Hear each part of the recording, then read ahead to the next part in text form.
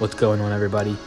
Welcome to Planet 76 Podcast. Before the episode starts, make sure you guys subscribe to the podcast. Go follow us on Instagram as well. Thank you, and enjoy the episode.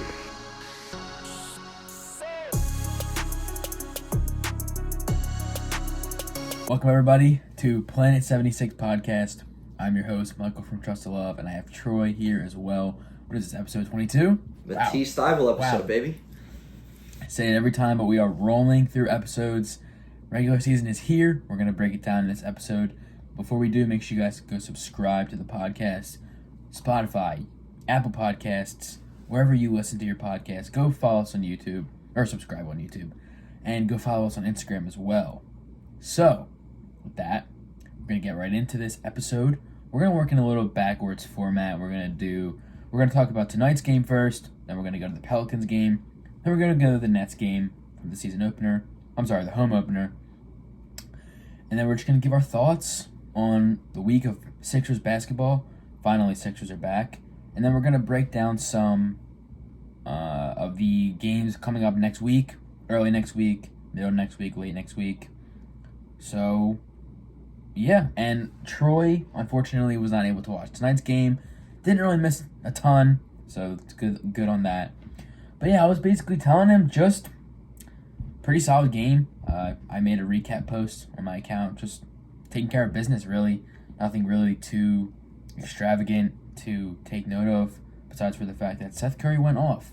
Seth Curry had 23 in the first quarter, and he hit, I believe, 6 threes in the first quarter, which was crazy. Wow. I heard somebody, it may have been Allah, he said Seth Curry was 1 3 away from tying his career high of threes. I'm not sure how true that is, but something along the lines of that, which is crazy. In the first quarter, he went 6 for 7 from 3. Yes. Finished the game with 28. I saw Sixers beat the Thunder on the road, 115-103. I think did they trail at all? I don't think they trailed at all. I think I read that. Man.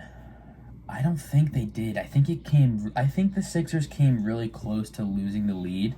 Okay. But I don't think they ever did. Wire to wire on the road is a tough thing. So this is cool though. I mean, we've talked about it time and time again.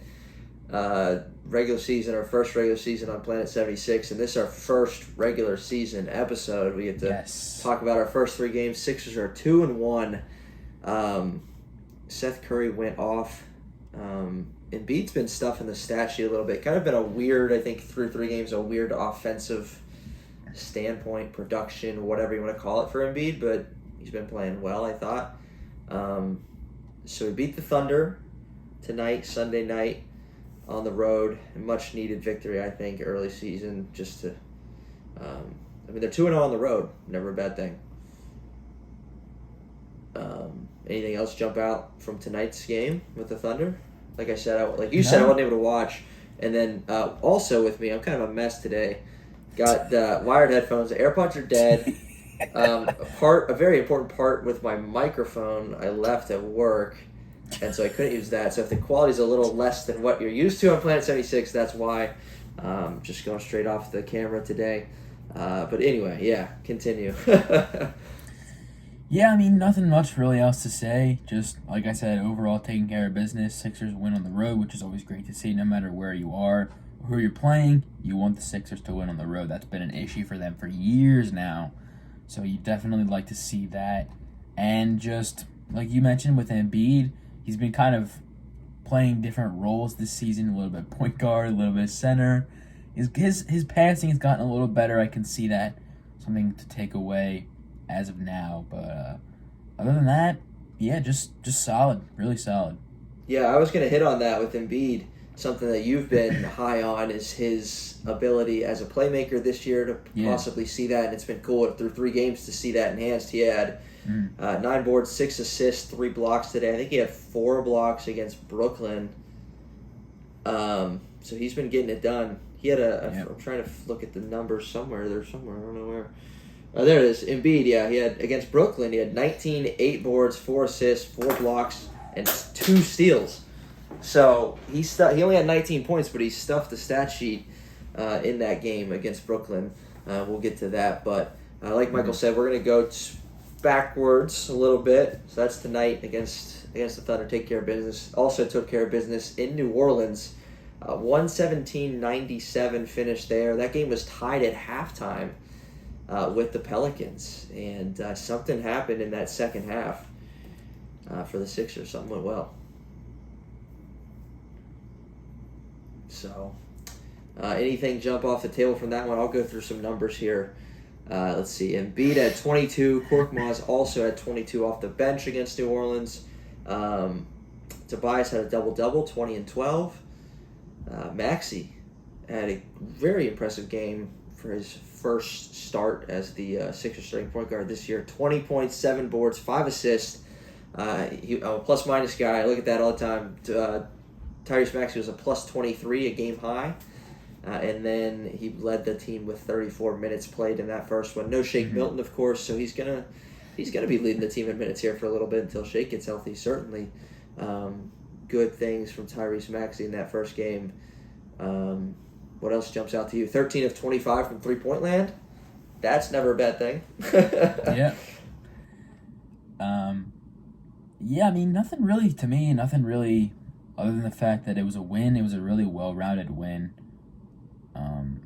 Was very impressed by Furkan in that game. Obviously, he played a little bit of point guard. I believe he had maybe 4 or 5 assists, 22 points. He went on a tear. He had 4 3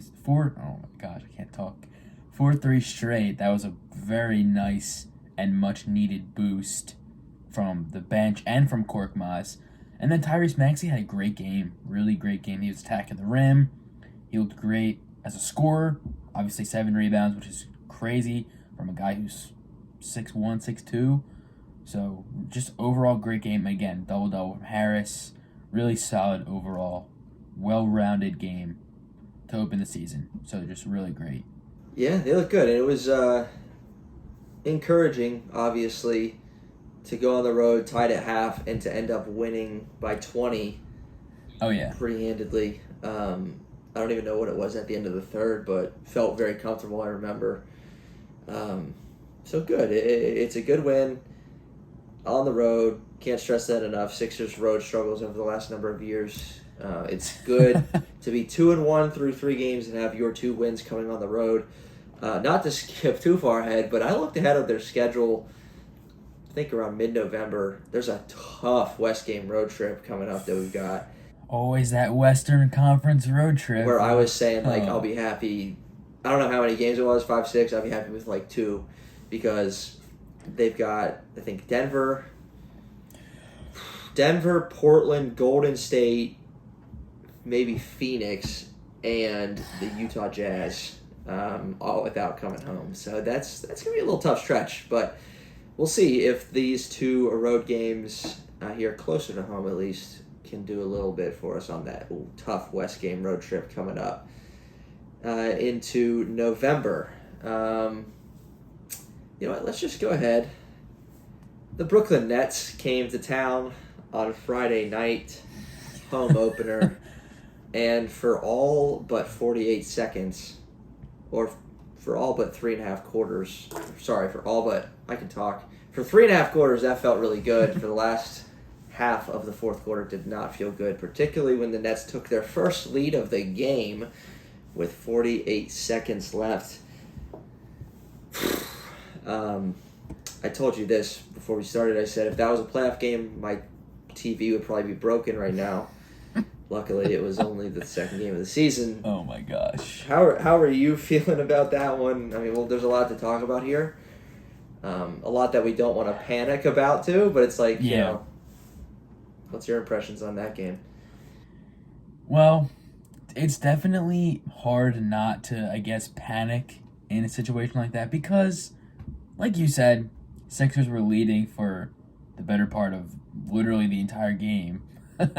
And I'm not sure exactly the seconds, minutes that the Nets took the lead, but the Sixers were... And when I heard this, I think Allah said it, the Nets took their first lead at the end of the fourth quarter, and I thought, the Sixers were really leading for the entire game, and now they're about to lose the lead, and eventually, what I didn't know yet was lose the game. Just really disappointing loss, definitely. And again, it is only the second game, and you would like to see that be a win, obviously, because I think the Sixers lost to the Nets every time last year, and it's the Brooklyn Nets, so you'd like to win, especially without Kyrie, and just a lot of mistakes at the end of that game. Just a classic choke job, honestly. If we're being simple about it, if we're being honest about it, from not just one person but a few people actually, and I think the viewers know who I'm referring to, and I'm sure you know. Yes. I'm sure you know as well. Yes. Oh my gosh, oh man. Oh my goodness. It's just. Oh wow. Yeah, It's it was frustrating, really. it was frustrating. You know, there's games, and I was thinking about this because I was actually during this game especially for the podcast, I was jotting down like just some notes, like okay, first quarter, second quarter, third quarter, fourth quarter, like just talking points for myself. And then after the game, the biggest thing I wrote was like, there are games that the Sixers, as good team as they are, like they're going to go into with, like okay, Sixers playing aren't going to win this one, whether it's because they're down 3 starters. Or, you know, they're down 3 starters playing the Bucks who are healthy. Like, there's going to be situations because of injuries, because of whatever it is, because it's a tough road game where you're not going to go into and expect to win and you're okay losing those ones. Let's just be honest. Those early games last year where we were down guys because of COVID and stuff like that, like, we knew we were going to lose some of those, and we did. We ran a 7-man rotation against the Nuggets. And then, or it's like one of those trap games, like a Thursday night game against the Pistons. Right. Yeah. And you're just like, oh, the Sixers are gonna lose. This is gonna be a loss. Yeah. And then there's ones like this where it's a toss up, kind of gets the Brooklyn Nets, respect to them, and then you dominate the game and lose the game. It's like that sucks because like that one should have been a win. Point blank period. Like we should have won that basketball game. I don't know how else you want me to say it.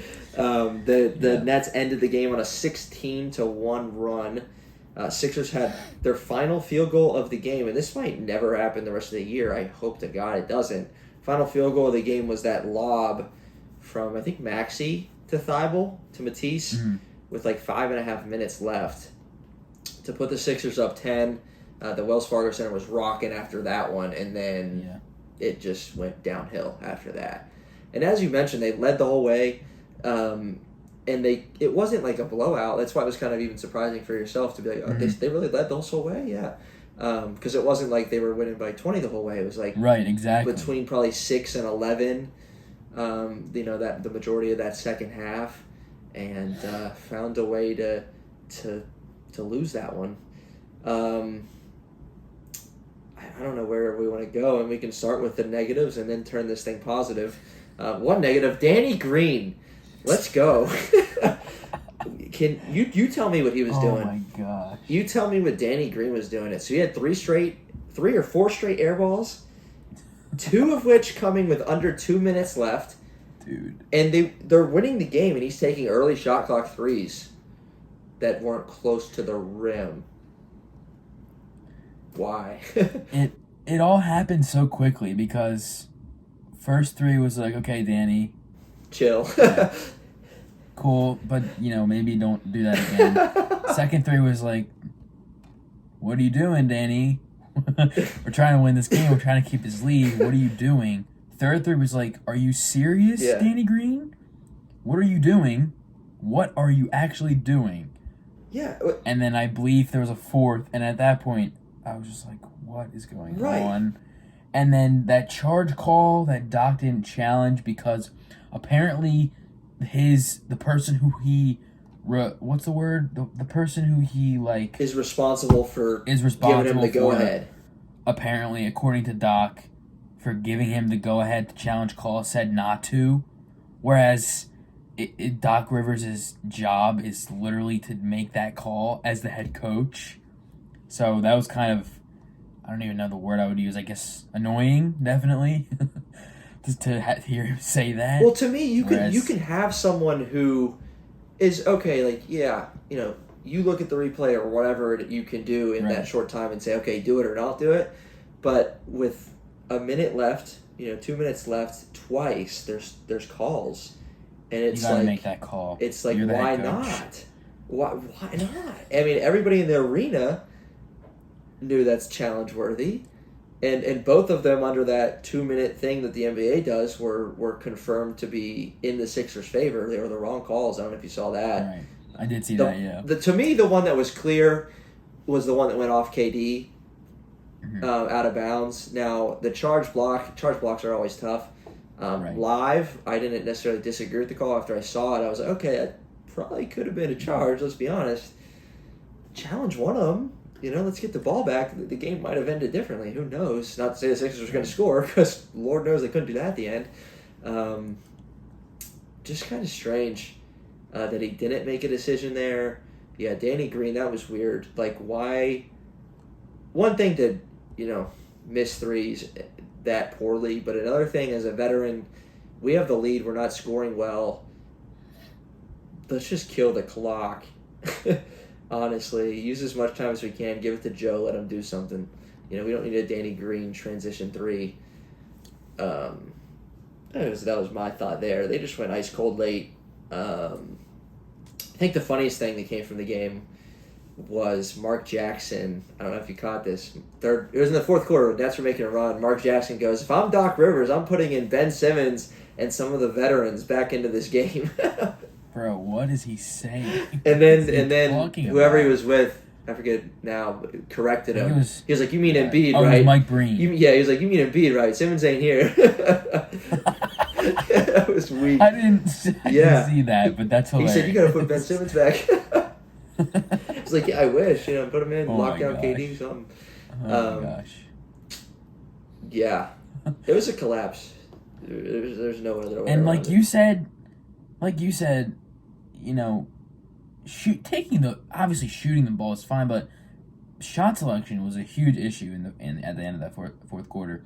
Danny Green, sure, take it to the rim, maybe try and get fouled, or like you said, hold the ball a little bit, burn some clock. Don't just hoist threes. Back-to-back possessions, multiple threes in a row. Yeah. I know he's a shooter. I know the shooter's mentality of if you shoot, if you miss, just keep shooting. You'll eventually hit some shots, but not in that situation. You want to win the game. You don't really necessarily need to score or want to score. You want to win the game, and that involves not bricking and missing and airballing and actually playing defense. So, yeah. Yeah, pretty much a nightmare. A complete collapse, a meltdown. Yeah. Every word in the book. And it wasn't like, I don't even know. Again, 1 point off of Seth Curry. They intentionally fouled Seth Curry when we were down 3. He makes 1 of 2 from the line. That was their Didn't he 1 miss point. A free throw? Yeah, he went 1 of 2. That was really annoying. Yeah, he went 1 of 2.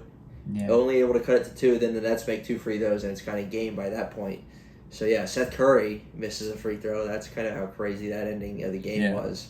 So, yeah, 1 point in 5 minutes and 33 seconds, and that was a intentional foul. I don't even remember, was it turnovers? Was it just missed shots? Was it everything? I don't even think the Sixers had that many turnovers. I think they just missed a ton of shots. I think that's really what it was. Yeah, and it wasn't again, the Nets went on this quote-unquote run to end the game, but it wasn't like a minute and a half run. This was just methodical. Yeah. The Nets only scored 15, 16 in the last 6 minutes. We just happened to score 1. It's kind of the way it was. Right. Kind of interesting. I guess we can go back and forth here on a couple things, just in general over the 3 games. Okay. Again, Sixers are 2-1, 2 road wins. I have a couple games coming up this week. We'll get into, kind of preview those for just a minute or two. But things that I've noticed, one thing you touched on already. How about point guard Korkmaz, particularly against the Nets, looking very comfortable? He looked good. Am I wrong? No, and all of my Furcon bias aside, because I do have a Furcon jersey, but all of my Furcon bias aside, he looked really comfortable as a ball handler in pick and roll, even bringing the ball up the court, making plays. He looked very comfortable in that role.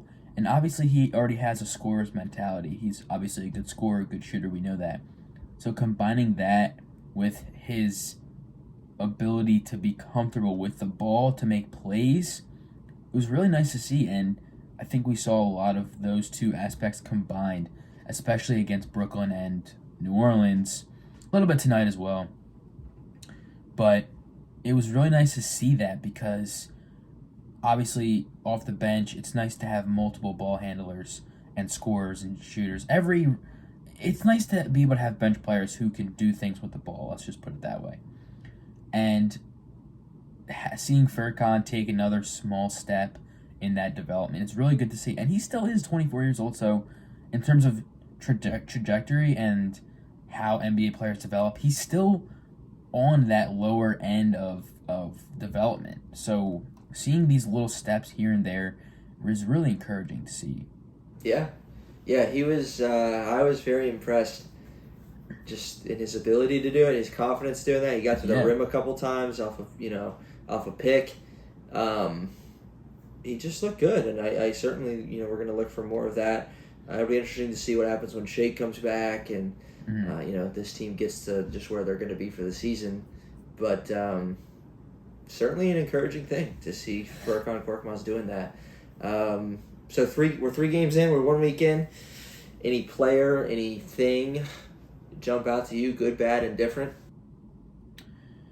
Well, one thing, actually 2 players that you have on the outline that I would love to highlight are Maxey and Drummond. And we can start with whoever you want to start with, whichever one you want to start with. You have Seth Curry here too. We can talk more Seth Curry. Obviously, we did a little bit already. Seth is pretty amazing. Yeah. The dude is just fantastic. Good. He's fantastic. And yeah, it's funny. So we put down on this outline before the Thunder game tonight. I said Seth Curry impressive, and then 1 quarter later he comes and drops 6 threes. Yeah, so he's just good, man. And I think he and Tobias Harris, we've talked about it, getting comfortable, getting in a team where like they're there, where roles. They said that this is the first time Seth's been on the same team. Literally for 2 years in a row. It's like you're only going to get better. Like you're going to get more comfortable. Finding a home in the NBA is huge for a player's confidence. Being comfortable as a scorer, as whatever their role is. Finding a role and finding a team to be in that role with, it helps players so much. And a lot of what you see is just players having a role and just being with a team for more than like half a season or a season. Right. Yeah, and so I think Seth, not that he's going to shoot 75% from 3 this year, but like I think he's going to have a career year this season. I just do. I get that impression. I think he's going to average career high in points per game.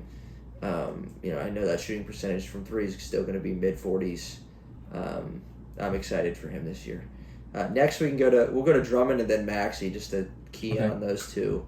What have you seen from Andre Drummond? So he didn't play tonight, Sunday night, the 24th, against the Thunder. He played the first 2 games and played well. I'm not gonna lie, Drummond has definitely impressed me a very little bit. I don't want to say very little bit, but he definitely has impressed me more than I thought he would, simply because of what he's been able to do for the Sixers and how his play has translated to being impactful. I didn't know this, but he's actually a really good passer for a big man. He's pretty good core vision. Tobias Harris. Yeah, Oof. he has very good core vision for a center. I did not expect that from Drummond, so that was definitely impressive to me. And also just his shot blocking ability has come in handy a lot. His rim protection has helped a lot as well. Just his overall presence inside on the defensive end is something that I maybe undervalued a little bit and maybe underrated a little bit from him. And obviously the rebounding. He runs the floor, he catches lobs, he'll defend. All things I've been saying, but a little bit more effort. And it's definitely translated to helping the Sixers win games. Obviously it's been 2 games, but I think he looks good, and I think he's going to continue to look pretty good as well. So I'm actually really, really impressed. Again, it's only been 2 games, but I can't complain at all.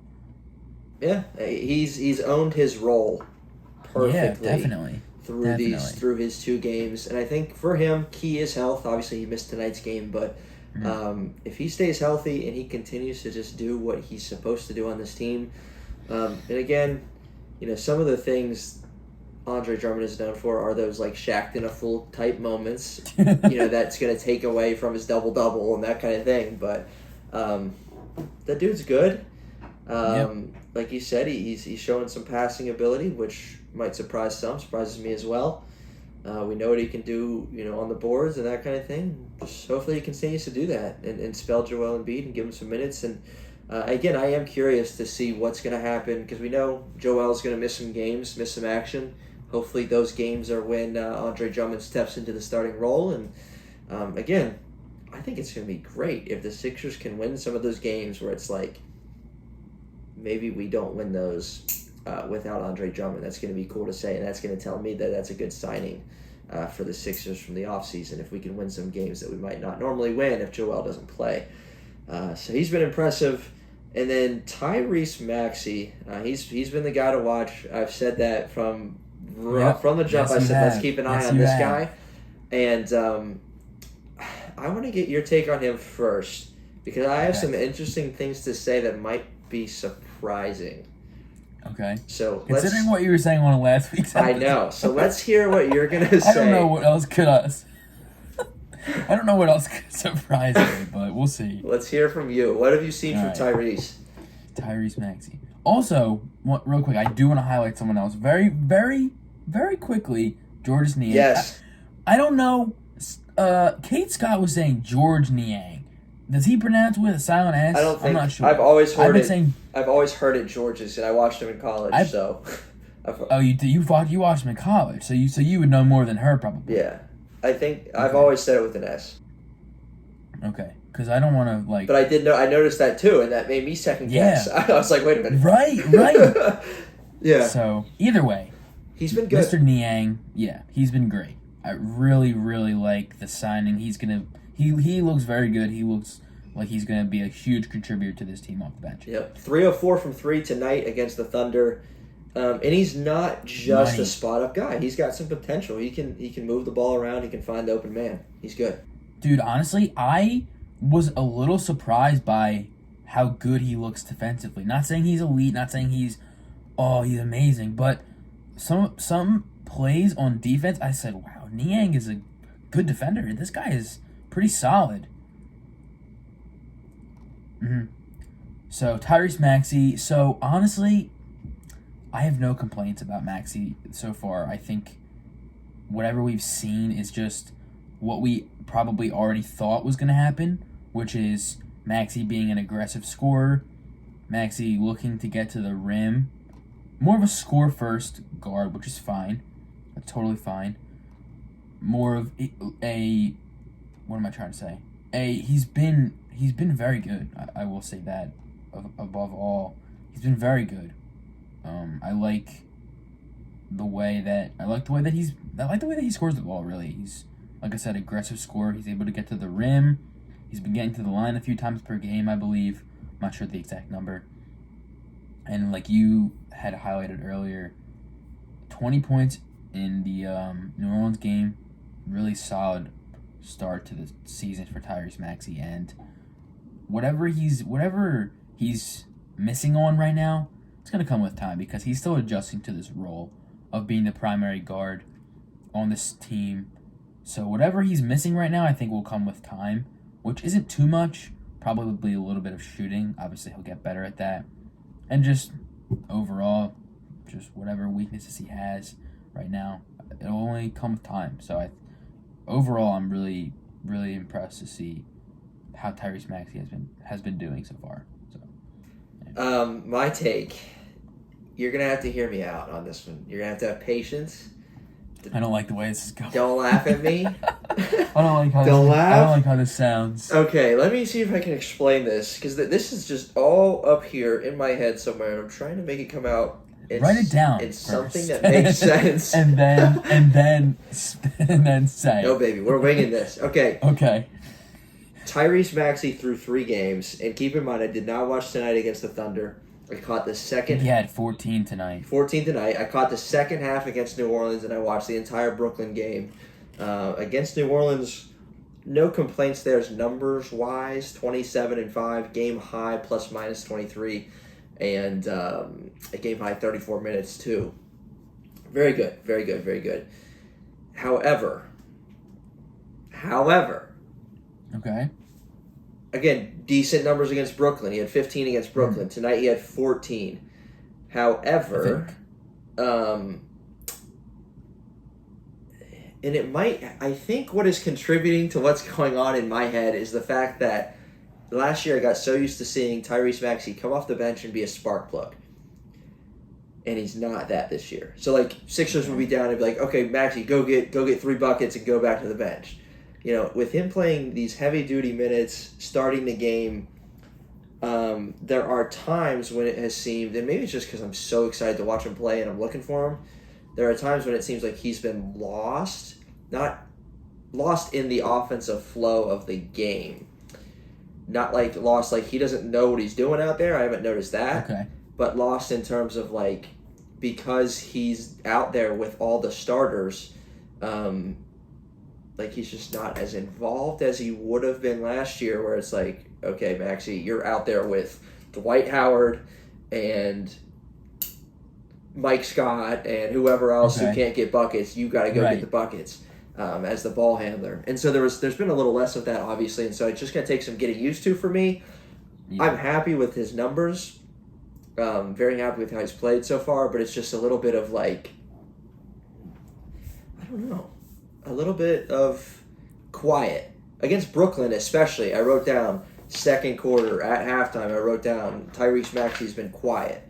And this is a game he got up 17 shots, so I don't know if I wasn't paying attention or what. 17 shots. He shot the ball a lot. Yeah, 15 points, only a couple boards, a couple assists.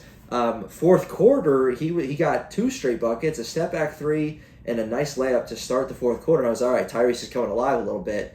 So there was just a couple things. You know, he wasn't. You know, we're used to a Sixers point guard. You know, going out there and getting certainly more than 2 assists. Again, it's a different role. He's a different player.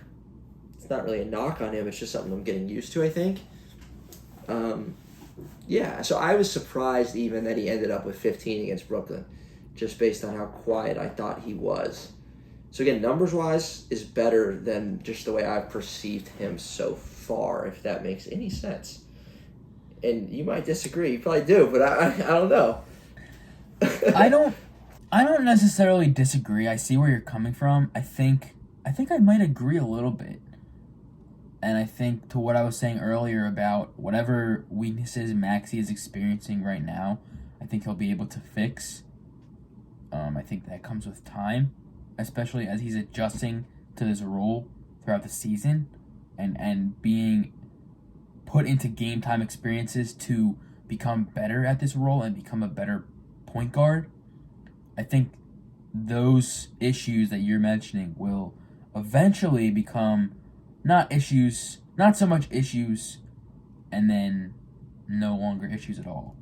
So I think a lot of that just comes with the reps, just being in those situations and adjusting to this new role. I think for me it's going to be adjusting to watching him and Sixers fans overall watching seeing him in a this certain new way. Role. You know, because you get so used to watching him last year, and you know he comes off the bench, the fans go nuts. He goes gets you a couple buckets. He goes makes a play on defense. He does something scrappy, and he's back on the bench before you know it. You know, now again he's without Shake, especially because there's literally, unless you put point guard Korkmaz in there, there's no one else running the show, or at least running that position of point guard. And so he's playing 34 to 35 minutes a game. And because of that, his numbers are more spread out. You know, last year his numbers were based on 9-10 minutes a game, and that was it. This year his numbers are based on 34-35 minutes, and so his production is just spread out. It's more, but it's spread out as well. Again, I've been loving watching Tyrese play. Just kind of something I've noticed, and it's going to take some getting used to, I guess. So, yeah. Anybody else jump out for you? No, I mean, that's pretty much it, I think. I think a couple guys we're still waiting on to make that small jump. Somebody like Matisse. Again, it's been 3 games. I'm not really too worried about it. Other than that, no, I think we pretty much covered, you know, all the players that should have been covered. I think we did pretty solid job on that. So, no, that's pretty much it, I think. All right, so let's do a look ahead real quick. Sixers fans. So today's Sunday, 24th. Tuesday, the 26th, we will be at the Garden squaring up with the New York Knicks. Then later that week, at home against Detroit and at home against the Atlanta Hawks on Saturday. It's the day before Halloween. October 30th, we'll be facing the Hawks. You don't know, not to give a prediction because who knows this early in the season, obviously, right. But things to be looking for maybe in this week's games. Would be nice to go win these. I mean, at New York might be tough. Definitely would be nice to go win these. At least 2-1, gotta be. But the goal is 3-0, especially looking at that Atlanta Hawks matchup. Right. So you want to win that one. The goal is 3-0, but 2-1 would also be acceptable because I mean you can't win them all. So I'll take 2-1, but a 3-0 is ideal for me. I'm gonna give you an option here. So Joel Embiid, we touched on a little bit. We're 2-1, so who cares? Offensively, not at his numbers from last year. 22, 19, and then 22 across 3 games. So just over 20 a game, 21 a game. I don't think that's where he's going to land this season. So I don't know. Hit me with it. Give me an average for Joel Embiid this week. At New York versus Detroit versus Atlanta. Does he get over 31 game? Does he average 30 across these 3? What are you looking for from the big fella? Against Detroit and Atlanta, he's gonna have a really solid game against those 2 teams. The Knicks have a good defense. They're a pretty physical team, and sometimes Embiid is not the best with physical defenses. So average, I'll say between Detroit and Atlanta, 25. And then on the New York side, adding what he'll score against the Knicks into the mix, maybe 23, maybe 24. So a little higher than this past week, but still not where he was last year. All right. I'd love to see him. I would love to see him get at least 30, 35 against the Hawks. Dude, that'd be sweet. That would be crazy. 35 a game in this week. 35 against the Hawks. Just that one. That'd be sweet. Oh, against the Hawks. Yeah. Oh, yeah. Definitely. That would be sweet. I think everybody's going to look forward to that one. Hopefully we can take care of business. Hopefully Danny Green is not looking too much at the back of Trae Young's head in that one. Hopefully it's not Danny Bricks. Yes, hopefully Danny. And did you see Doc Rivers' comments? Like, keep shooting, Danny. Like, no, shut up. Come on, man. The one thing you're not supposed to say is what you say, and then what you're supposed to say, you don't say. Like be a coach. I get that Danny 3 rings is the veteran, but be a coach at some point because you don't want him firing those shots, bro. Especially if they ain't going in. Especially if they ain't hitting the rim. Let's say that. Exactly. Yeah, so big week ahead for the Sixers. We'll be already through 6 games here, 3 games a week for the first 2 weeks. Week 2 of the season at New York versus Detroit and versus Atlanta. Would love to get all 3 of those and improve on this 2-1 record. The Nets dropped to 1-2 tonight. I think they lost to the Hornets. I saw a post there that the Nets are a Doc Rivers moment away from being 0-3. No comment, but yeah. Oh my. So, yeah, this is episode 22 of Planet 76. We'll catch up with you soon for episode 23. Break down some Sixers action. It feels good, man. It feels good to break down some Sixers action. Oh, yeah. Not have to come up with different topics. We can just be straight from the season, baby. Exactly. Feels good. We'll be here next week for episode 23, Planet 76. Hopefully the Sixers take care of business this week. Sweet.